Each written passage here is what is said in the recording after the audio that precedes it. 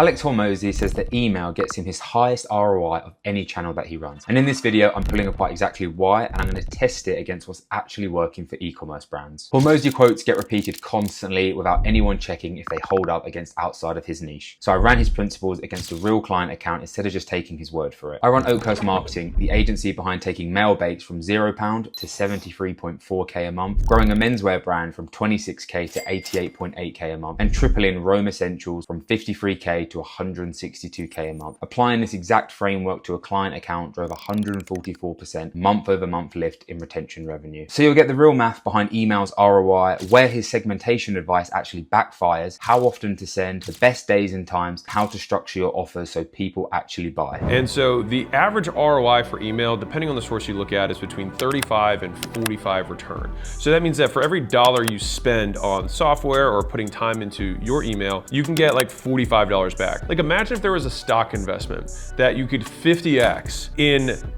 a week.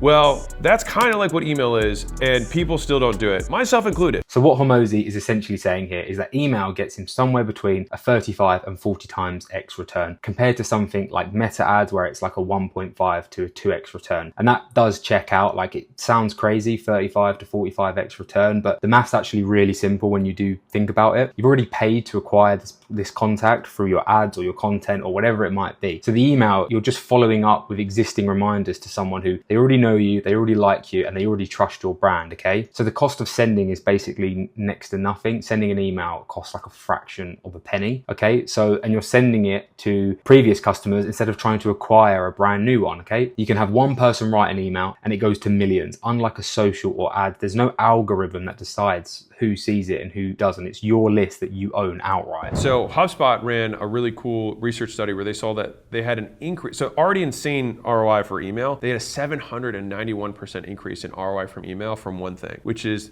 people who segmented their lists got way higher returns on email, which should be somewhat unsurprising, right? Like if you send the right emails to the right people, then they will be more likely to buy your stuff. So here where he's talking about getting hyper specific with your segments before you send anything, this is actually the one place that I am going to push back ever so slightly on. It might work in his world, but not in the world of e-commerce and, you know, Shopify stores and things like that, okay? Because with that instinct, you're shrinking your audience for no good reason, okay? Unless your customer base is genuinely fragmented, right? So imagine a clothing brand that sells men's clothing and women's clothing. Obviously, you're only going to send the women's clothing drops to women and vice versa with men. So that does make sense. But going broader almost always outperforms going narrower, okay? If you limit your segmentation, you're limiting your engagement. The more people you send an email to, the more opens you get, the more clicks you get, and in turn, the more revenue you get. So if I send a beginner email to a list of advanced people, they'll be like, this is not for me. And to the same degree, and also it doesn't have anything to do with the email, it just might not be right for them. And to the same degree, if I send an advanced thing to people who don't have a business or want to start a business, then they're gonna be like, this doesn't apply. And so it's way less about how good the email is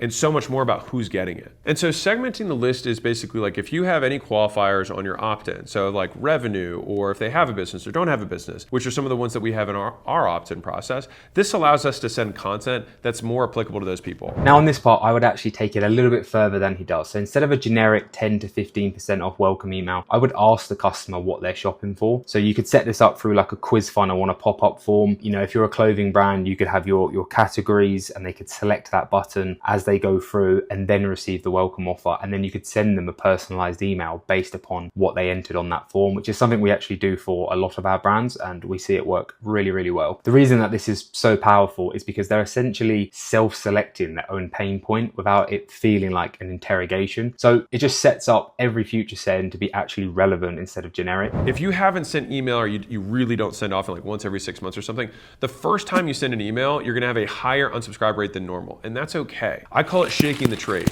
It's basically like pulling forward churn. It's the same thing if you correspond with customers who are on a recurring revenue business and you haven't been emailing them or haven't been reaching out to them, you will always get more churn. You'll get next month's churn and this month's churn all at once. And so the highest churn I ever had was on the first email I ever sent.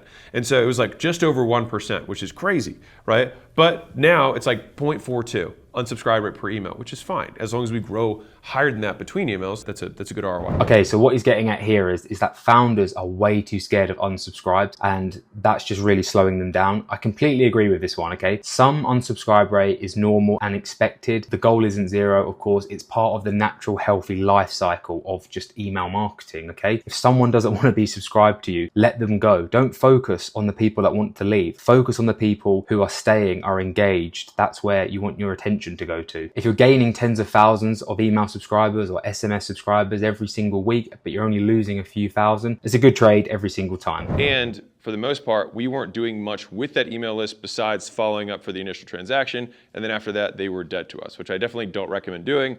But at the time, going into this, it wasn't a constraint of the business. And then it became one because all of a sudden, some of our ads weren't performing as well. And all of a sudden we thought, oh my gosh, we might not hit our quarterly revenue goals. What else can we figure out? Probably the most underrated point that he makes, the first sale from a new customer, it usually just covers your ad spend and the shipping. The real profit is really, it's sitting in getting that person to buy again, which is what your post-purchase and repeat buyer flows are for, okay? So a strong post-purchase email, it needs a genuine offer, okay? One good enough that saying no just feels stupid. So you want to automate that follow-up sequence properly, and repeat purchases become a system that they just run without any extra ad spend. By the way, if you want the free tools we use to forecast the kind of revenue lift and audit where a brand is leaking money, I'll drop a link below. Also, if you're an e-commerce brand and you want this built properly for you, that's exactly what we do at Oakhurst Marketing. The details are in the description. Back to the breakdown. Which actually brings me up to the next point before I get to the next email, which is how often should you send email and to whom should you send it? Big picture, after talking to the best email marketers I knew before deciding to start my newsletter, number one is the perfect cadence seems to be around 3 times a week. All right, now again, I don't like rules, and if you hate rules as much as I do, then nothing is a rule. All right, you could send 2, you could send 1, whatever. But most people found that basically the more often you email, the more you will convert. It's kind of like more content, but there is a spot where people are like, I'm getting bothered. But the thing is that's where I feel like putting more effort into making the emails high quality pays dividends. Because think about it like this. If you send someone stuff that always makes them money, then how much would they like you to send them? Tons. So his number here is 3 a week, and yet that lines up pretty much with what we see for most 7 and 8 figure brands. When you're getting into like the 9 figure range, I would be sending daily, but you want to have sort of a smart segmentation strategy in place so you're not just spamming the same list over and over. But roughly speaking, 3 to 4 times a week or every other day, that is the sweet spot. If your content's genuinely valuable and the emails are aesthetically pleasing, you know, the more you send, the more you convert, okay? If you were to go into your inbox right now and search any brand that you have subscribed to, I guarantee you that they're probably sending to you 3 to 4 times a week right now. You just don't necessarily realize. So just don't be afraid to send more emails. I'm gonna give you 3 timing tactics around emails. These are all just golden BBs, things that'll just give you tiny little lifts in terms of your overall performance. And so if you're sending, let's say 1 email a week, then you might as well maximize the likelihood and effectiveness of that email. And so if you're B2C, it seems like Mondays and Tuesdays tend to be better days overall. And so there's an average increase in open rate of about 18% for B2C. So business consumer. Now, if you're B2B, this is kind of interesting, it's Wednesday.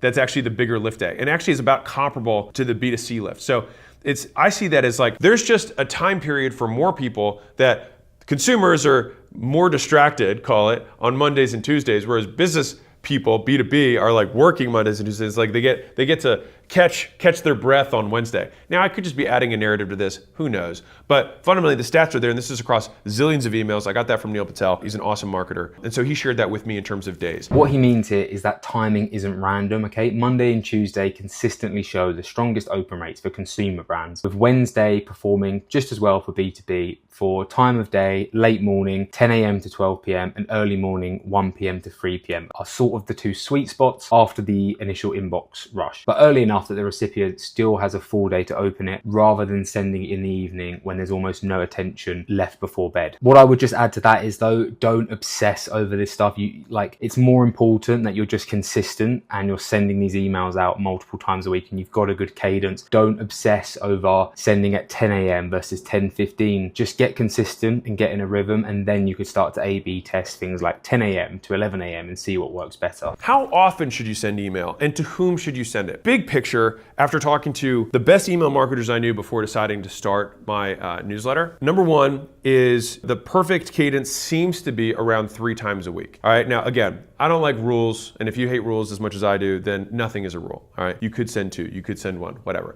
But most people found that basically the more often you email, the more you will convert. It's kind of like more content, but there is a spot where people are like, I'm getting bothered. But the thing is that's where I feel like putting more effort into making the emails high quality pays dividends. Because think about it like this. If you send someone stuff that always makes them money, then how much would they like you to send them?